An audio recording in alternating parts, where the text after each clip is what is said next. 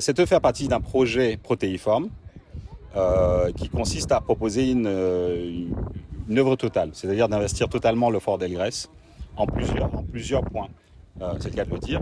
Donc le point d'orgue est tension là, un symbole de résistance, de victoire, un symbole. Quand j'ai fait mes recherches, j'ai compris que le point avait plusieurs significations, mais une particulière en Guadeloupe, puisqu'on se salue en se disant force, on se donne de la force, on se check constamment. C'est un signe qui est populaire et qui véhicule plein de choses. Bayo la force, en tout cas nous la force. Donc je voulais une œuvre qui parle aux Guadeloupéens, en fait, que les Guadeloupéens puissent l'approprier.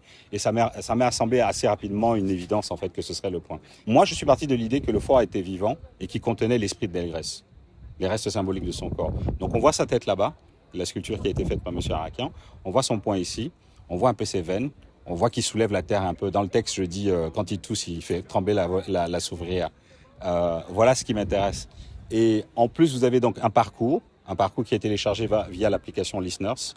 Donc, vous allez dans Listeners, disponible sur Apple Store ou Google Play. Vous téléchargez Listeners, vous allez choisir le parcours soit en créole, soit en français. Et là, vous avez les points qui vous géolocalisent si vous êtes au fort. Mais vous pouvez également écouter la balade sonore depuis chez vous. Donc que vous soyez à Paris, Chicago ou Basse-Terre, vous avez accès à cette œuvre-là, cette partie de l'œuvre.